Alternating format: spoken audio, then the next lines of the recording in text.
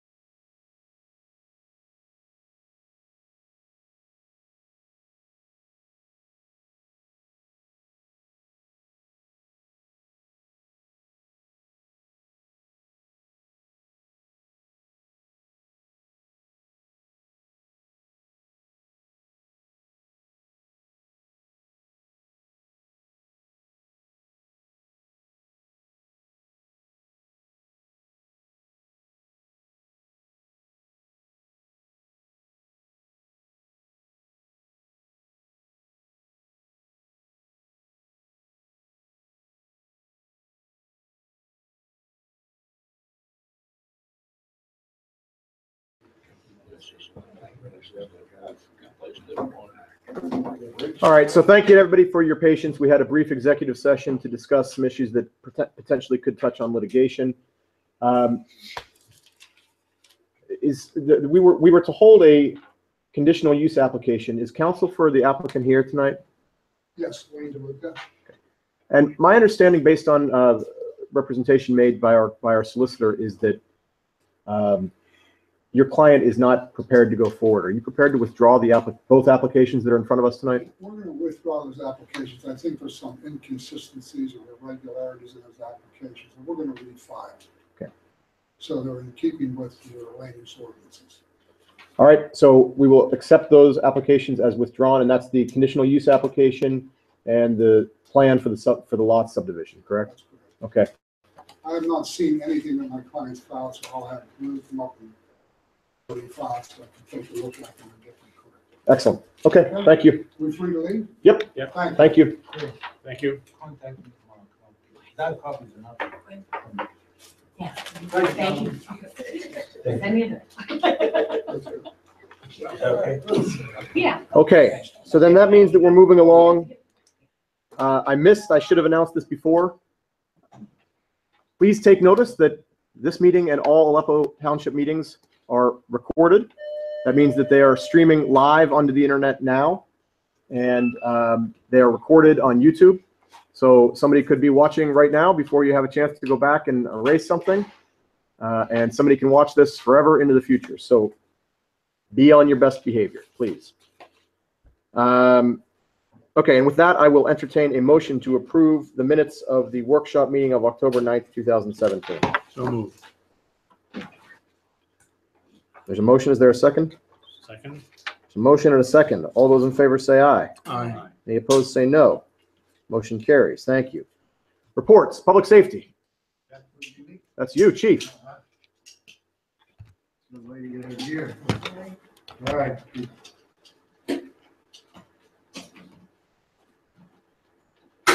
Good evening. All in the town, police activity, Aleppo Township for the month of September. We have alarms, this is one alarm. Abandoned vehicle. This one was over at FedEx property. We started the paperwork for them, someone left the car over there. This is a classified as a mental health issue. It's someone that was called and needed the medical assistance. No problem there. We got a call from down on Rhodes Avenue, someone hearing large amounts of gunfire, not like honey. It seemed like a lot more. Guys dug around a little bit and ended up finding an individual that was going up in the woods and doing some target practice. We explained to them that you can hunt in Aleppo Township, but you can't target practice in Aleppo Township. Any way you can target practice if you're at a sanctioned target range with backstop and all that. He understood that and said that it's not going to happen again. A couple fire calls. These were just alarms. This one we were disregarded by the fire chief. False alarm. Another one canceled by the alarm company prior to our arrival. And proper code given. Vehicle lockout. A lot of the businesses, we get a lot of these. Somebody locks their keys in the car, we come up and we have some tools and we can get in the car. Most of the cars we get into and retrieve the keys. This was a suspicious vehicle near your building here. It was the newspaper delivery guy. Several animal complaints, 2 or 3 sick raccoons and a dead deer. Traffic accident. We get a lot of calls on 79. Your section of 79 has frequent traffic accidents. So they'll come in as assist other agencies. We'll get there before the state police get there. We'll get things going until they show up. They do the accident, of course. They do. 3 assist other agencies, and they were all incidents on 79. 911 help checkup. 911 hang-up call. This was a security call, said false alarm. and a check on the welfare. Security said that the security up at Masonic Village said that the woman had made the call and she was confused. I did drop off that traffic report as requested. It was Gwen. Do we want to talk about this or anything, Gwen? The one, Mhm. yes. Okay, we put the traffic counter up, the J-Mart traffic counter. This picks up vehicles going both directions. This was on Weber Road. There was a particular area that residents said that would probably be the best area. What we did find was, what I thought was unusual was large amount of cars for an 8-day period, 3,623 vehicles. Where exactly was it? I'm sorry. Weber Road. Where on Weber Road? Where exactly did you put it? Top of the hill, right just on that flat. Your levels off there? Just before you get to the very top. Like 300 bucks. Cars are coming in, cars going out, multiple trips, school buses, people working. That's a working community, so. It seemed high to me, but when I look back on a lot of these reports we do, they're all within 2,500 and 4,000 cars in the suburban area. On that 8-day period, of the 3,600, you had 1,900 that did exceed the speed limit. 1,800 exceeded the speed limit between 1 and 10 miles per hour. 41 vehicles exceeded the speed limit by 11 to 20 miles. And 2 vehicles out of the 3,600 exceeded the speed limit by 20 miles or above. Average speed on Weber Road is 25 miles per hour. And in accordance with Title 75 of the Vehicle Code, 1.19% of the traffic on Weber Road could have been cited under Section 3362 related to maximum speed limits. It's fairly common. It's not glaring. It's not unusual. I can look at the different bins and see when the most prevalent times of the vehicles, it seems to be around in the morning and around 6, 7 p.m. People come home from work and whatnot. Should the gentleman I spoke to one a little bit ago while you were in executive session, at some point, should you guys request that we could put somebody up there for some speed checks, put them in one of the driveways and have them check some, just do some of that. If you set a speed limit and there's a buffer zone, as you want to call it, the allowable 10 miles over, people know that. They know we can't cite until we go 10 over. So you always add 10 miles to your speed limit. So your 1.19% is the 43, so that I think it was 41 and 2 more. 41 and 2. Yes. Okay. All right. Anybody have any questions? I had a question that's not related to either of your, is there any other questions with respect to what we've talked about so far? I had a question that's not related to either of the things you discussed. A couple weeks ago, I guess, it was not all of us, but a significant number of us were at the Western Pennsylvania, Allegheny County in Western Pennsylvania League Association of Whip-A-Tack. We went to a convention in Seven Springs, right? It was not A-Long. It was a Western boroughs, township boroughs and authorities. And a significant amount of what they talk about is interaction with police departments. And I have to say that one of the things that always makes me thankful for is that we don't have to deal with the police department. You make me very grateful that we don't have to, that we can tune out during those portions of the meetings. But they did mention one thing I wanted to ask you about. They were talking about, I guess, there's a new case, Fields versus City of Philadelphia, where the court held that it is legal for the public to video record police officers in the performance of their duties. And they encouraged us to speak with our police departments to make sure that that was understood. Is that? Yeah, it's. I can remember going back when the cell phone thing started happening, where they were starting to film. Officers were telling them to put the phones down. They were trying to relate it to somehow interfering with their duties of their job.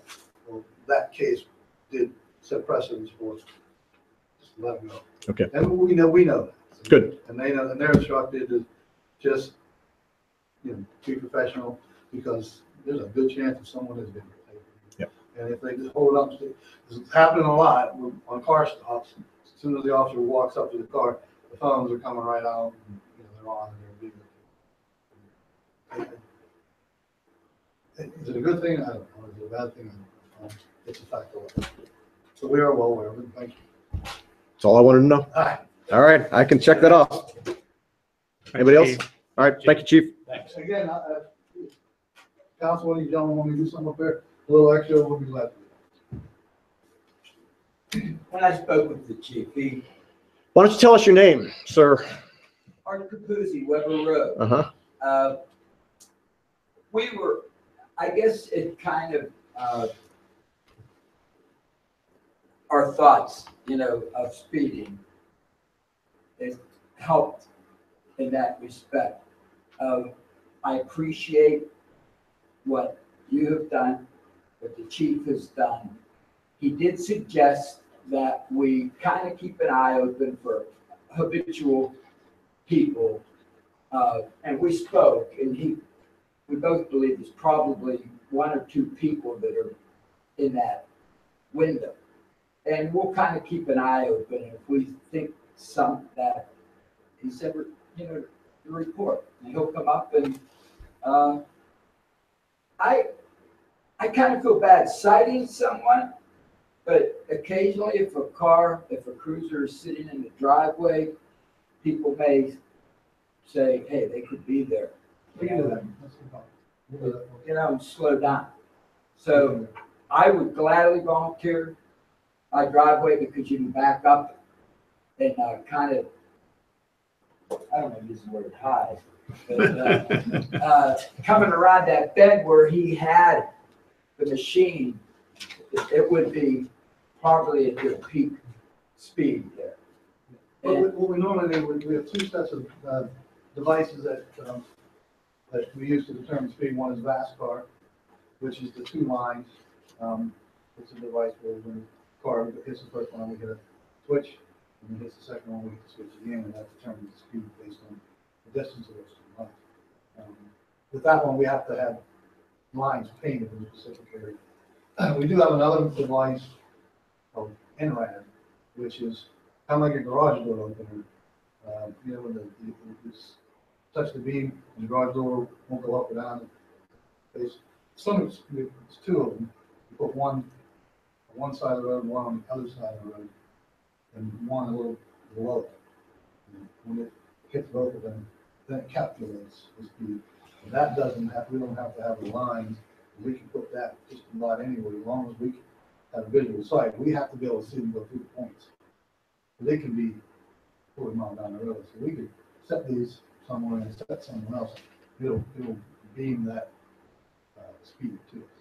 That seems more accurate, too. It seems like it takes the 100%. human reaction out of it. Then why don't we have radar? Then why don't you have radar? Radar, there's no human interaction with it at all. My VASCAR, bang, it's not us. They said when we were at Seven Springs, Get close? Dom Costa, was that who that was it? Yeah. He said he thought he was going to get done this term. He said he thought it was closer than it's ever been. It was close the last time, and I don't know how the different houses were, appropriations going to give a lot. It was close last time. People were saying they think it's good. Yep. But I will certainly do something with them, and I'll look this over and try to pick some peak times and better time on it. Perfect. Thank you, Chief. Well, I'll talk to the chief again at another time and see what his recommendations are. I do have, we bought a sign that says, drive as if your children live here.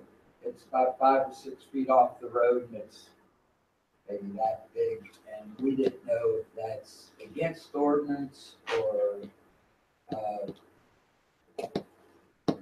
it's a professional sign, unlike down on the bottom of the hill where it's handwritten on a piece of cardboard and nailed to the telephone pole. But I guess we don't want to be in violation. If it's not in the road right of way, I don't see where we have any control over what sign you put up on your I mean, I don't know how effective it, I just wanted you to know that it is there. All right. May I ask one question? Sure. John Black from Weber Road. next to him. Is the speed limit 25, is that written in stone? Well, I'll take a crack at it, and somebody can correct me if I'm wrong. My understanding of the way that the law works is that without having a traffic study, you are allowed to set a speed limit at 25, which means that pretty much everybody sets their minimum speed limit at 25, because short of doing that, you have to have a traffic study, which can cost upwards of $20,000. So is it set in stone? No, it's not set in stone. But to deviate from that statutorily set speed, you have to do a traffic study. Based on And Chief, with your statistics, the traffic study is not going to say you can lower the speed limit anyway, are they? Not on mine, that has to be an engineer's study. Right. You have to hire an engineer. Yes, sir. My name is John Gilbert. I grew up beside these guys. I live 1 street away on Ingleside. Part of the problem is there's kids on that flat area. Cars come around a bend, up a grade in front of their house, and make a blind bend, sort of like a 45-degree bend. And if there's a car parked there, no one can see anything. Now, I'm just wondering if, instead of using the speed limit, I was always told there was a driving too fast for conditions. Driving too fast for conditions has to be a condition that's not normal to the road. It would have to be a fallen tree, Snow. some kind of debris on the road. And like I said, because there's more kids, there haven't been kids there for years. Now we have kids playing. You know, No offense, I don't want to be a wise guy, but I hate to be the guy that picks some child up off the street that got hit by a car and say, I'm sorry, we didn't have $20,000 to do a traffic stop. Well, listen, I don't want to be the president of the board of commissioners when a kid gets killed, and you come in here and say we've been talking about this for weeks. I just want to do whatever we want. We all do, but I don't know. I mean, I think Commissioner Dara makes a great point. We spend $20,000, and believe me, if I thought spending $20,000 could get it done, I would be happy to do that. Our taxes might go up, but I wouldn't have any problem with that. But if we're hearing that they've done an informal traffic study and it's 1.19% speeding. Go back to the comment earlier, though, if the real answer is in Harrisburg. Right. The legislature changes the law so that the electronic and radar devices can be used, and without the 10-mile-per-hour window, there can be realistic enforcement between 25 and 35 miles an hour. Right. So I'd say pressure your legislator. One other thing I will point out is, I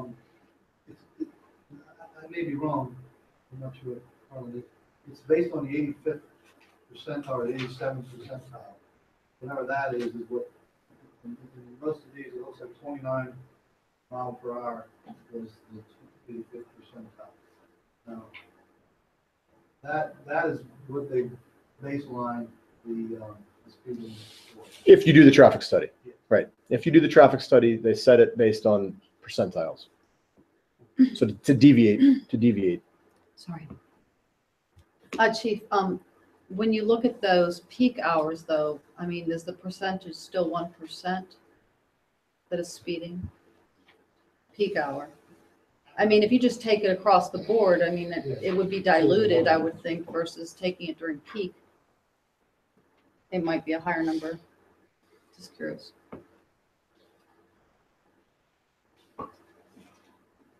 Looks like at peak hours, with most of the numbers come in, the higher numbers are gonna be between 7 a.m. and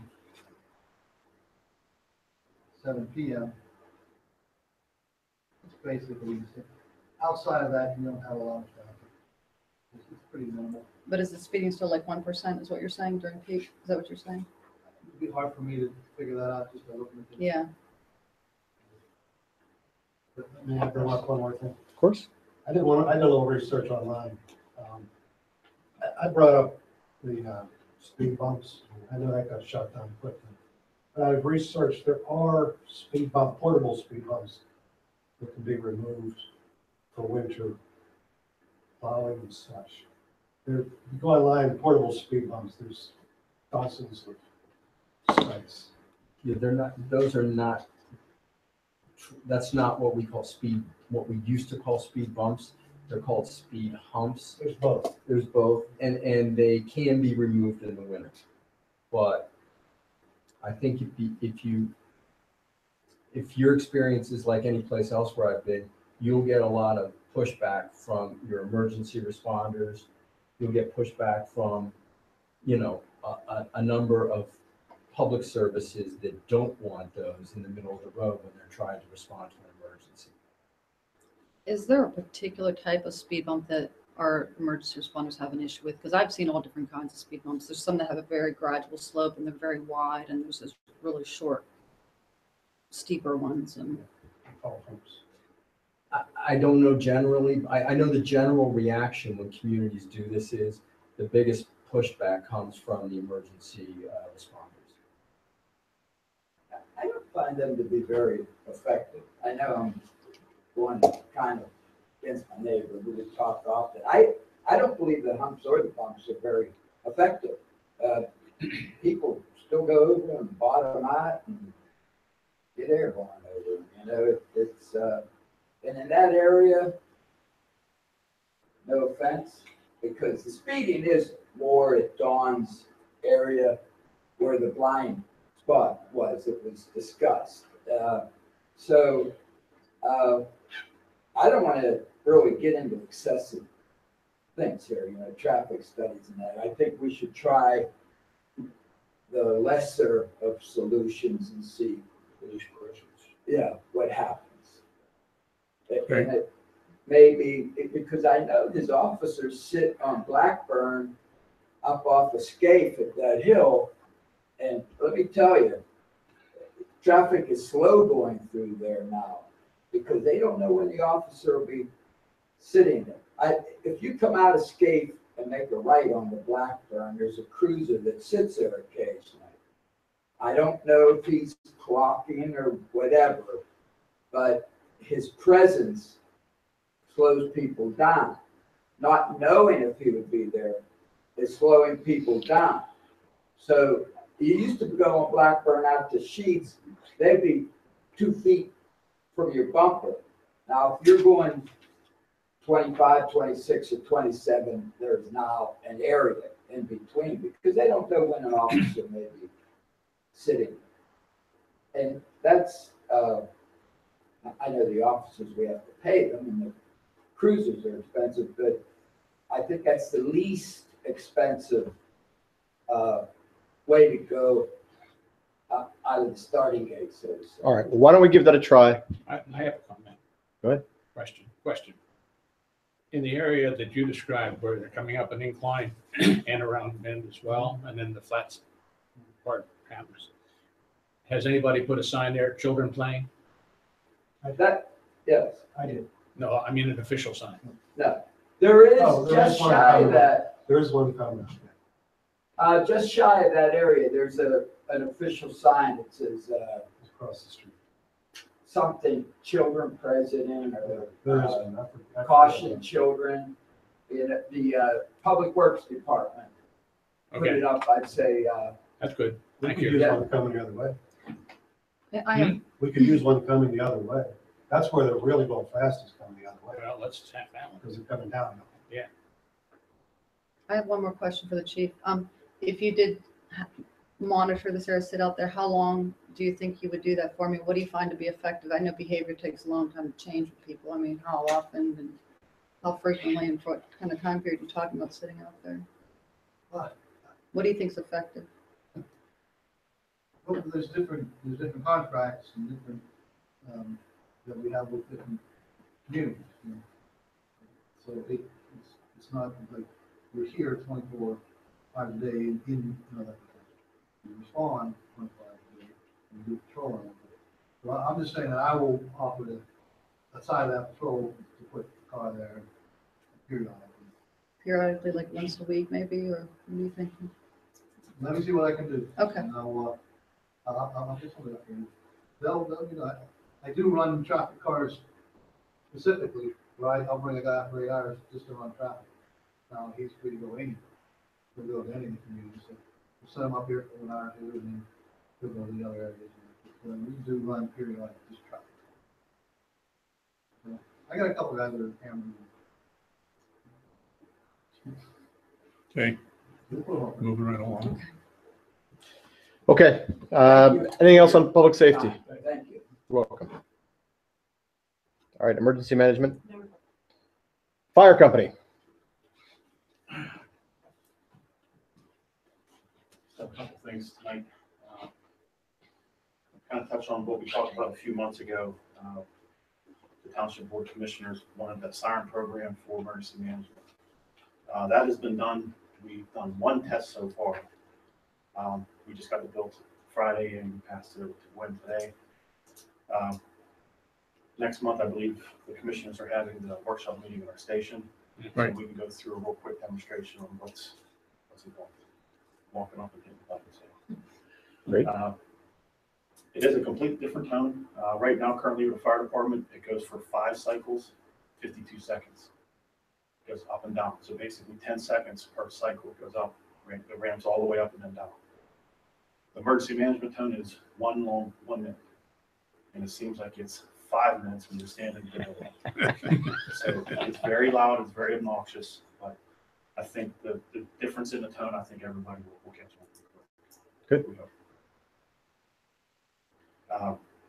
Just a couple of things since the last meeting that I was here. We responded to 16 calls, nothing major. A lot of trees. This year we've been getting hammered pretty good with storms. That's out of the ordinary. I mean, it's not out of the ordinary for us, but this year it's excessive. We have a thing with the road departments that typically after hours, we'll go out, we'll clear the road for just emergency vehicles, get everything on the side of the road, and then the next morning the road departments come out and clean it up. That's both Emerald and Surrey. If it's something that's too big out of our realm, then we do call the road departments out to the backhoe, stuff like that. A couple things of fire companies, just to give you an idea of what's been going on here. We just entered into a intermunicipal grant. We're looking to replace our SCBA, which is our air bottles, and also our turnout gear. We've applied through FEMA for the last 2 years for both items and we've gotten turned down. One is our gear is almost, well, the gear is expired. The gear, you're only allowed to go 10 years on bunker gear. That consists of the coat, the helmet, the pants, 10 years, that's it. 10 years. An NFPA standard, it's true. I totally disagree with that, but that's their standard. Our air packs are 17 years old, actually, I'm sorry, 18 years old, and 20-year life expectancy on the air. They turned us down because we didn't meet the 20-year benchmark. With this intermunicipal grant, there's 12 companies that we're looking to buy the same air pack. So with that 12 companies, we're looking at over 150 air packs. So we have a better chance of getting that grant other than us applying for 20 ourselves. We go and we get 150 of them. The way they rank the grant is it's more appealing to people signing the grants. With the bunker gear, total cost for everything is about $210,000 between both the bunker pants and the air packs. So that's for 2018's FEMA grant. So hopefully we'll have something. Probably, we just got a letter, I think it was last month, rejecting us for 2017. So hopefully midsummer, we'll know something. Okay. Midsummer 2018. Yes. And then we've had a couple line officers meetings. We have a couple major expenditures. Our pumper is 21 years old, and our ladder truck, it's almost at the end of its life as well. We're looking probably to replace the pumper first. Right now it's 21 years old on a commercial chassis. They're 20 years is about the benchmark for that. Custom chassis, which is what our ladder truck is. Some of you may know our ladder truck, we bought that used. That truck's a 99. We bought that out of California, and it was 7 years old when we purchased it. So we knew it was going to be like a 10-year deal just to get us by until. Because at that time we had the building payment, we had a lot of other payments. Now we're completely debt free. First things first is we will try to get the place the pump. What's the height capability on that truck? Our ladder truck currently is 75 foot. We've demoed 2 of them in the past month. Actually, High Township has demoed them, and brought them down to Salisbury, because that's the highest buildings in our district and also their district, and their first 2 with us. They were one was 102 foot, one was 110 foot. We have a column. Our 75 footer is kind of, we can get to some of the buildings, some of them we can't get to. So our next piece, our next ladder truck will replace it will be at least a minimum of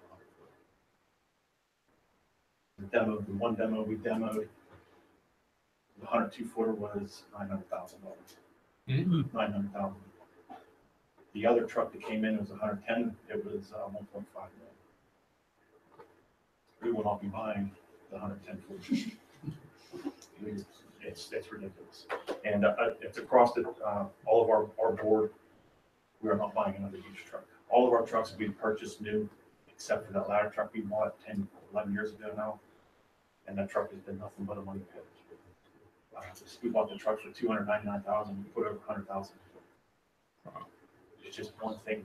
It's actually it's leaving tomorrow to go back to get another repair done. So if we get one thing done and nothing. So. But you're not coming to us with an ask tonight. You're just letting us know, letting us know what's coming. Our plans aren't finalized, but the office and everybody feels that right now the major point is get the pumper replaced. So that's 21 years old. That truck, couple fire companies in our area just purchased new trucks, and they can range anywhere from $400,000 to $600,000 for just the pumper. And that truck will not, that will be a 25-year truck. It'll be a custom chassis instead of commercial. Okay. All right.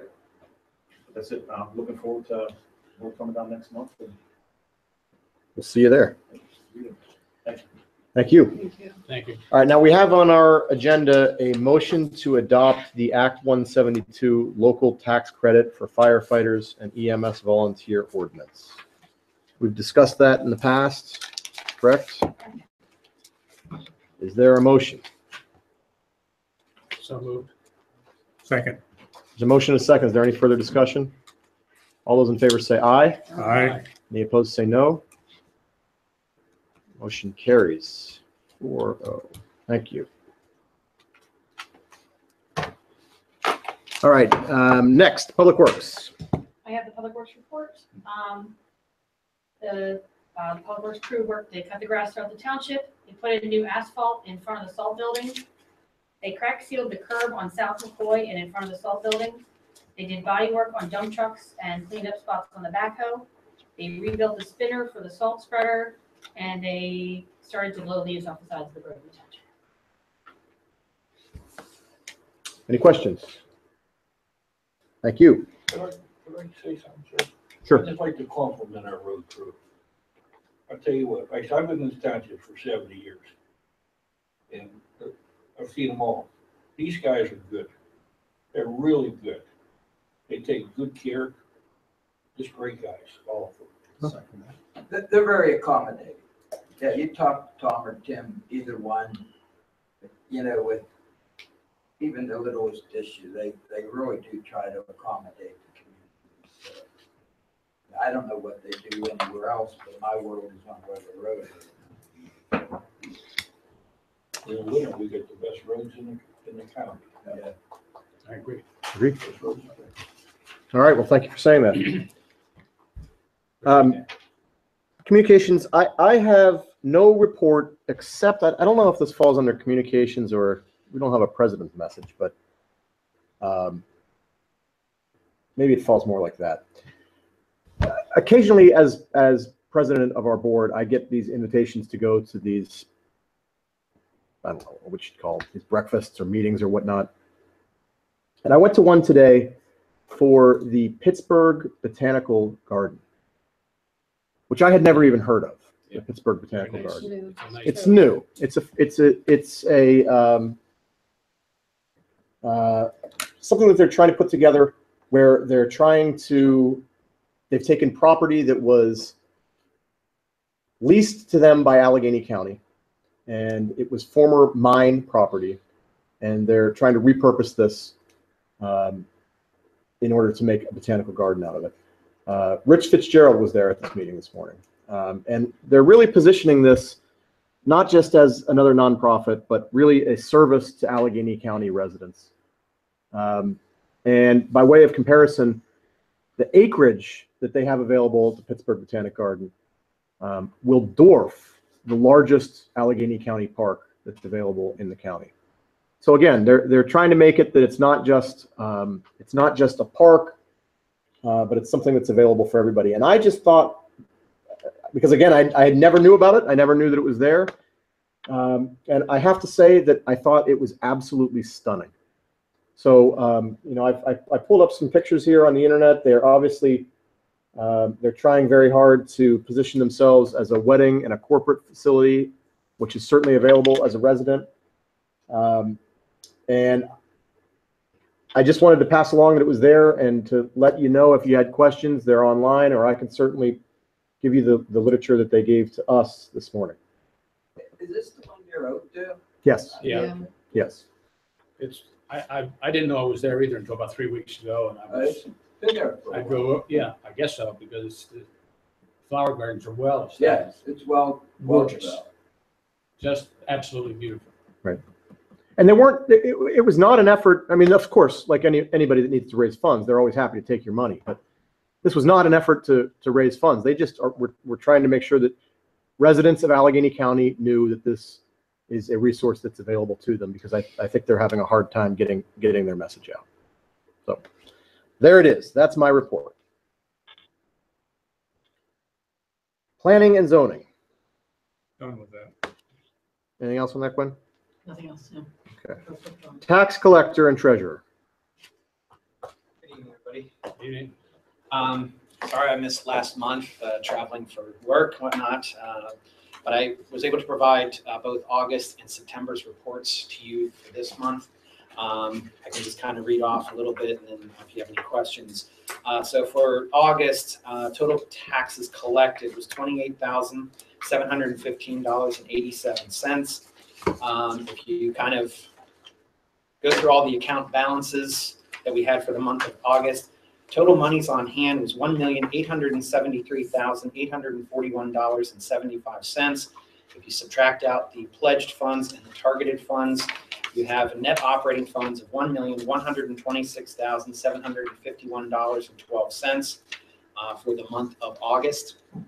For the month of September, we collected $35,656.46 in all total taxes. If you go through all the account balances for the month of September, total monies on hand was $1,866,458.77. Again, minus out the pledged funds and the targeted funds. We have net operating funds for the month of September, $1,119,015.72. As you can kind of see for the year-to-date totals, we're about $1,700 over our budget right now from what we're looking at. And we still have 3 months to go. So we are in very good position for meeting most of our obligations for the year. And we'll go from there. You also have the graphs kind of comparing the monthly to last year's monthly. We also have the year-to-date 2017 compared to the budget, and then 2016 where we were at that time last year. And then also we compare 2017 year-to-date to 2016 year-to-date. And I'm sorry, I'm seeing the $1,700 above budget under variance 2017 total. Okay, thank you. Yeah, you should have two graphs, one for August and one for September. And I was just kind of referring to the September since we're kind of catching up. Yeah. Okay. Anybody have any questions? No, straightforward. Okay, thank you. Thank you. Thank you. Yep.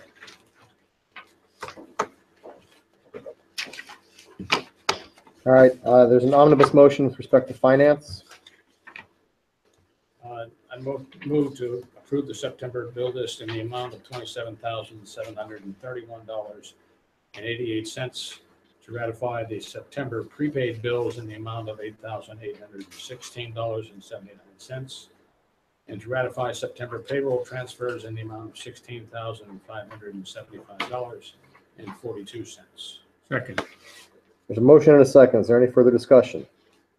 All those in favor say aye. Aye. Any opposed say no. That motion carries 4-0. Thank you. I have a motion to accept the 2016 audit.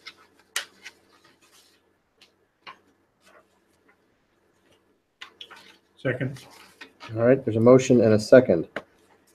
And I note that we did receive our management letter dated October 6, 2017. Anybody have any questions with respect to that? Anything else to say with respect to the audit? Well, it's nice to hear that we're in accordance with GAAP rules, which is unusual for municipalities. All right, anything else? Then all those in favor of the motion to accept the 2016 audit, please say aye. Aye. Any opposed, say no. That motion carries 4-0. Now, we agree then at this point that the audit report is public, I'll put it on the website for last Yep. year, on the website last year, so. and you'll send a copy to me so I can include it with the digest, please? Does that include the management note? No. No. Okay, so this carried.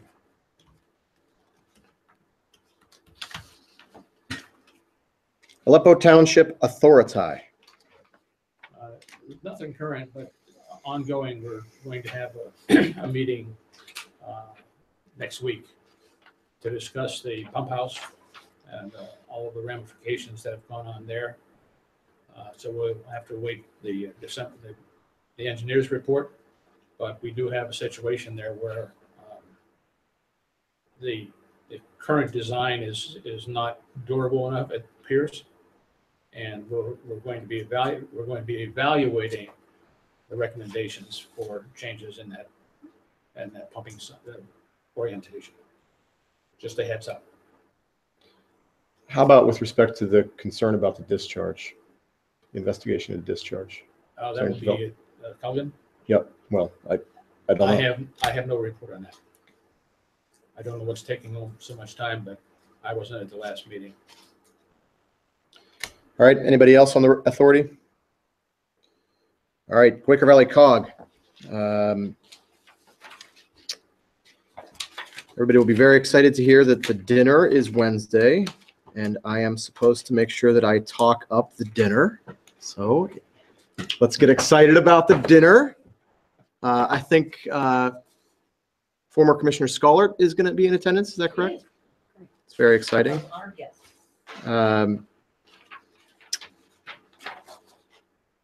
And I have a COG newsletter here. It was in your packet, I believe. They had a good breakdown of the household waste and e-waste collection event that was held on September 23rd, 2017. I don't think you can see there's a pie chart there. She doesn't break out exactly what those numbers represent, but it looks to me as if Aleppo is a very small segment of that pie.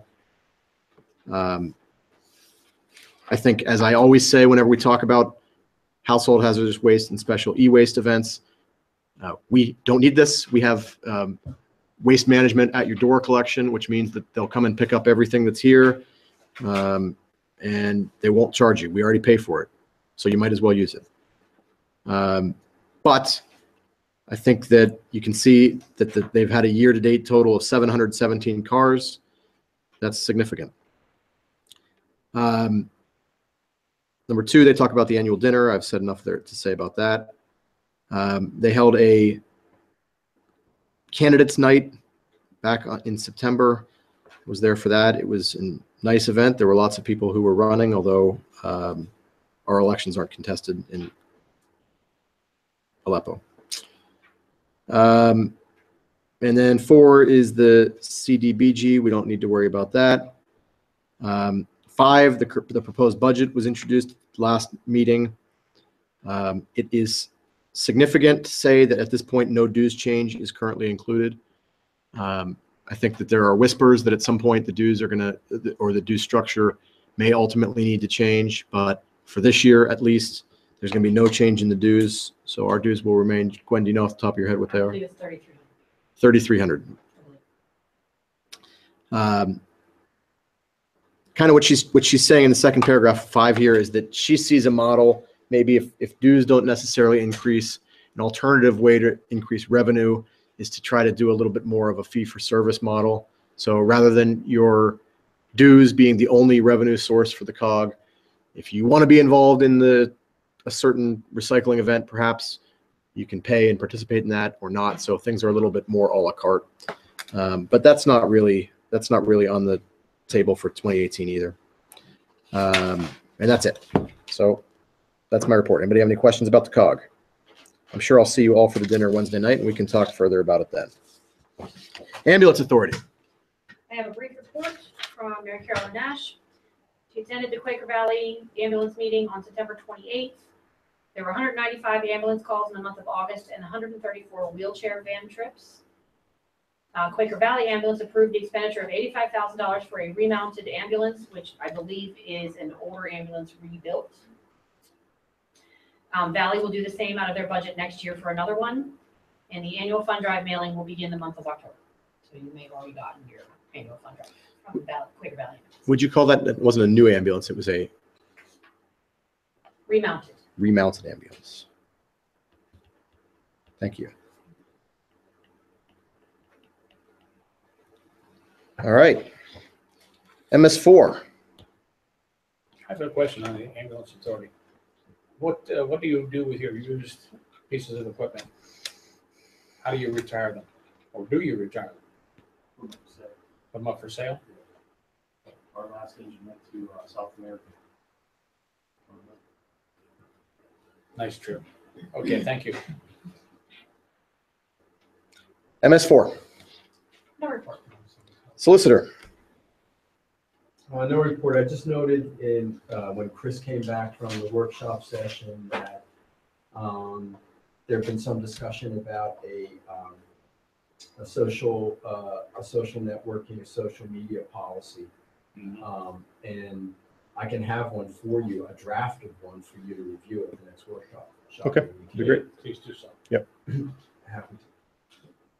Anything else? That's it. Old business, abandoned vehicle issue on Weber Road. I guess this is mine now, huh? So I went down to Judge Ford's office when was this? Last month, Gwen? End of last month, end of September. I think it was October 4th or something. And the landowner was not there. So the citation was presented to MDJ Ford in his absence. And MDJ Ford issued the maximum fine that he could, and then the court costs on top of that. I guess separately, there was some question as to whether or not our ordinance was high enough. And the thought was What's high enough? the fine is high enough. Oh. Because I think the fine maxes out right now at $100. It's the maximum fine, or So it's 100 or 200. And the suggestion was made that we increase that fine to not more than $1,000. That makes it a little bit easier if you're trying to talk to somebody who has an abandoned vehicle sitting there. You can say, well, listen, you can either spend the money to get the vehicle out of here, or you can pay the fine. But why don't you take that money and put it towards the fine, right, Chief? I mean, am I saying all the right things? Yeah. So I guess my question would be, can I just make that by motion, or do we need to change that ordinance? How do we go about changing that ordinance? you can do a motion to authorize me to draft a new ordinance, or just that, or amend that section of the ordinance regarding the fine, and to increase the fine from its current amount, which is 100, did you say? 102. To the maximum not to exceed 1,000. So my motion is to authorize the solicitor to draft a new abandoned vehicle ordinance with a fine of not to exceed $1,000. To increase the fine to a maximum 1,000.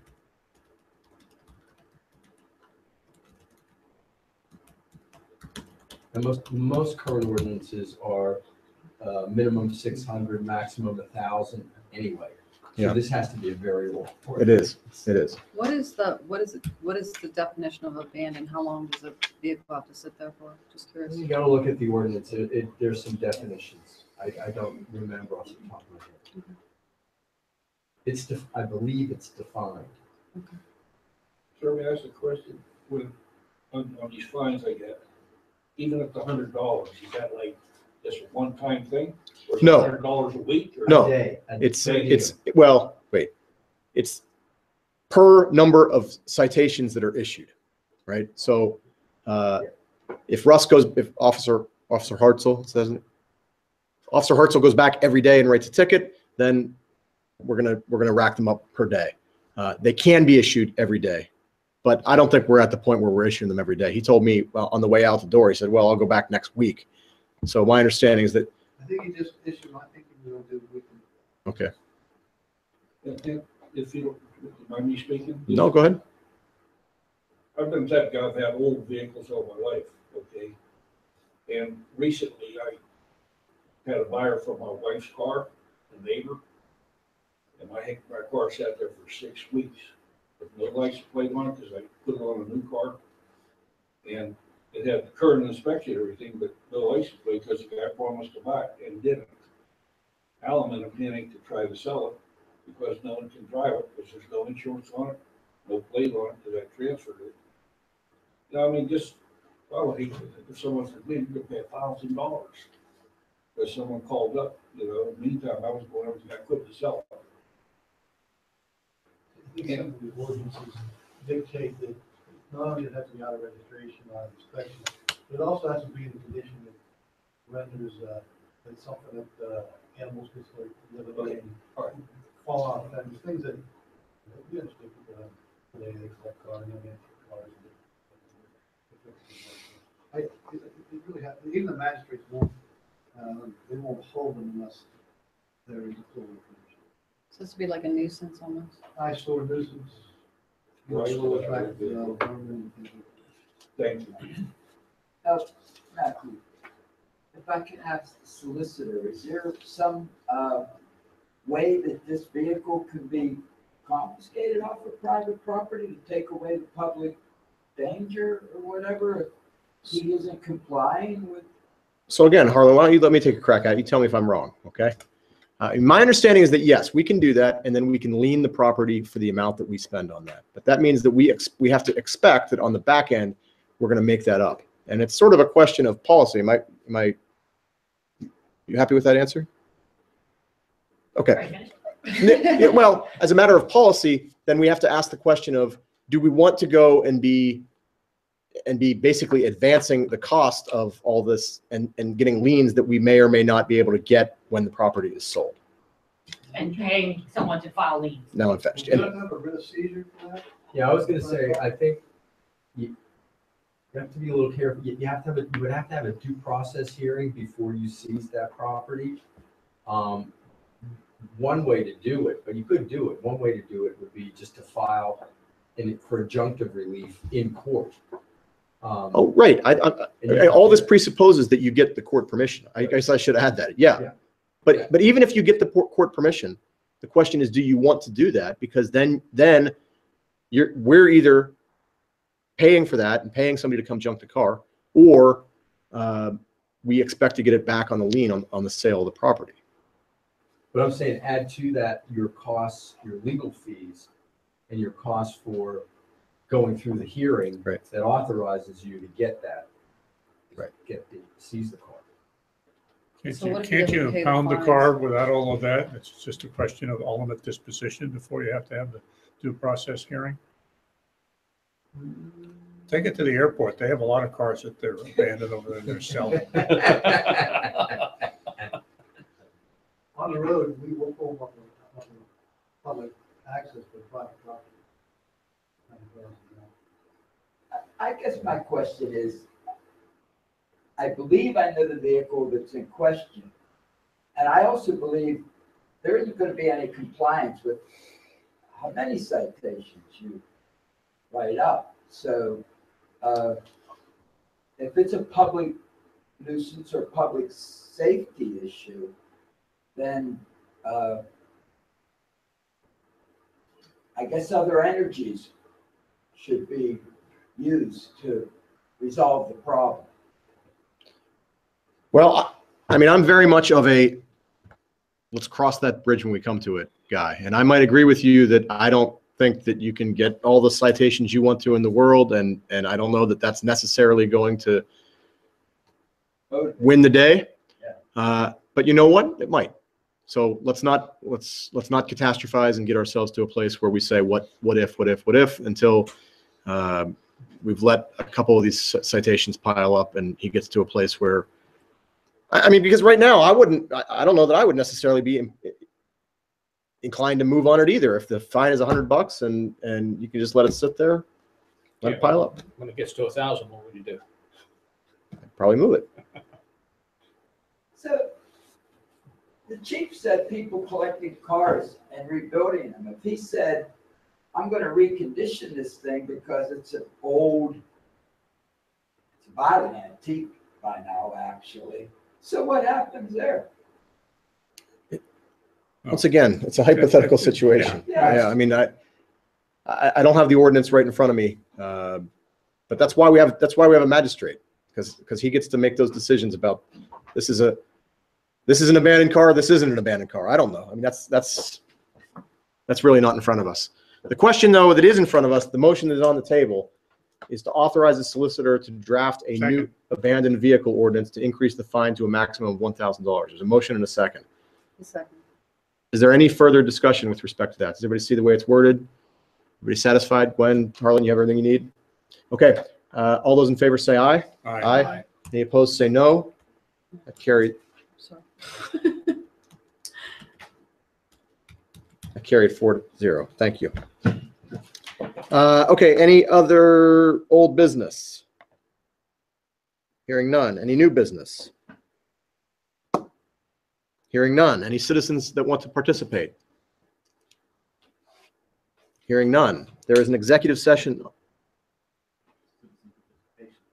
I just want to say thanks to the board for the Act 172. I know we talked about it, the car company, and all the members are very grateful for what you guys have done for our car company. It's a great recruit retention part of our retention program. Keep new people coming in and also keeping the older guys that we have there now. So, and thanks to the group. It's the least we could do.